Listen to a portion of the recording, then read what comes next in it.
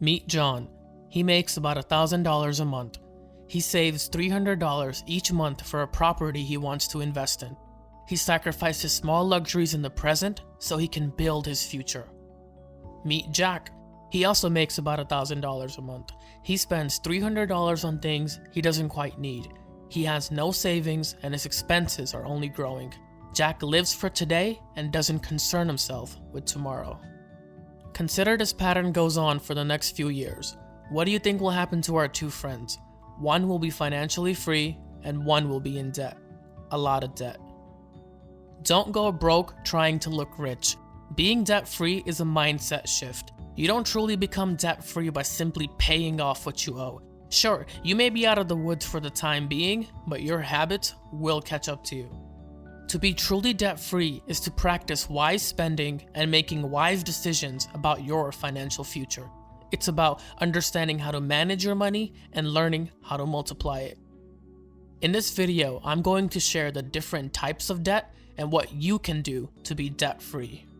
Be sure to hit the like button and subscribe for more content like this on a weekly basis. Not all debt is the same.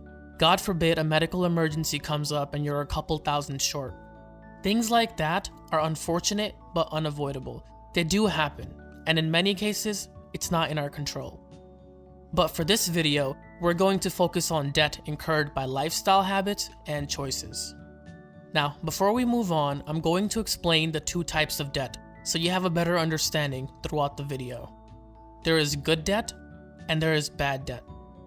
Good debt is looked at sort of like an investment, something that will grow in value or generate income in the long run. A few examples of good debt are student loans, home mortgages, or car loans, especially if the vehicle is used for business. Bad debt are purchases that quickly lose their value or don't generate any income. A few examples of bad debt are personal loans, payday loans, or high-interest credit cards, to name a few.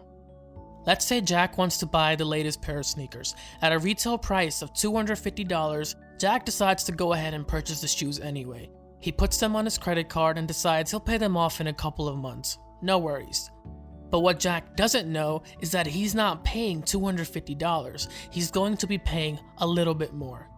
Balances that are not paid in full by the end of the month will charge you interest. The higher the balance, the higher the interest. If Jack planned to pay off his sneakers in a couple of months with the minimum payments of $20 at the average interest rate of 19.24%, it will take him 15 months to fully pay off his purchase. He will also pay $31 in interest, so he would end up paying a total of $231. And by the time he paid off his sneakers, they'll be long out of style. Now carry that over to larger purchases, or multiple small purchases. The average American household carry a debt of up to $16,000. That's a lot of interest. Purchases can add up if you're not careful. A snack here and a coffee there doesn't feel like much at the moment, but if you're not constantly checking your transactions on a weekly basis, you will be at a huge disadvantage. Now, what if you're already in debt? What can you do today to start working towards being debt-free? As I previously said, always check your transactions and statements. I check all my accounts at least 2 to 3 times a week. This will give you a better idea where your money is actually going. I've had friends who started doing this regularly and they realized they were paying for subscriptions they either forgot about or no longer used. Make a list of all your expenses in the past few months. Fixed expenses on one side and variable expenses on the other. Fixed expenses are things like your utility bills, phone bills, internet bills, etc. Variable expenses are things like movie tickets, Starbucks coffee, eating out, etc. After you've compiled your list, take a long look at it. Understand where your money goes each month. Next, you want to focus on variable expenses and remove anything you can go without. When I did this, I removed almost all my variable expenses. I realized I was eating out too much and I was buying things I truly didn't need. It was shocking when I added up all the data from the past 6 months and realized just how much money I wasted. It was truly an eye-opening experience. Next, you want to figure out how much you make in a month. Add up all your sources of income and subtract your fixed and variable expenses. What you're left with is what you have to start paying off your debt.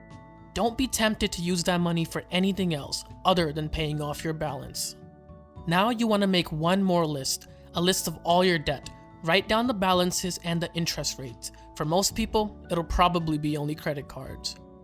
What we want to do is pay a little more than the minimum balance for each debt while focusing on one specific debt until that is fully paid off. This is where most people are divided. There's two ways you can go about this. You can either start with the balance, highest in interest, so you're not paying more money in the long run, or you can start with the debt which has the lowest balance, so you quickly pay it off and you check it off the list. This would probably give you a psychological boost as well.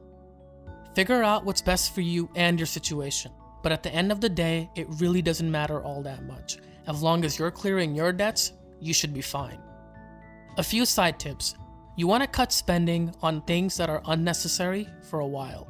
When buying food, be sure to only buy what you truly need. Don't get suckered into buying those snacks at the checkout line. There's a reason they put them there. Cut back at eating out and buying name brand items. There's no reason you should pay $70 for a shirt when you can get a similar one for just $20 or less, especially if you're thousands of dollars in debt already. If you don't need it and you can't afford it, don't buy it. Being free of bad debt is an amazing feeling. Just the psychological boost alone is worth it for me. It'll increase your credit score and open more doors to invest in real estate and other ventures. Once you adopt these habits, you will look at debt from a new perspective. You will be wiser and better when it comes to money, and you will live a life on your terms, debt-free.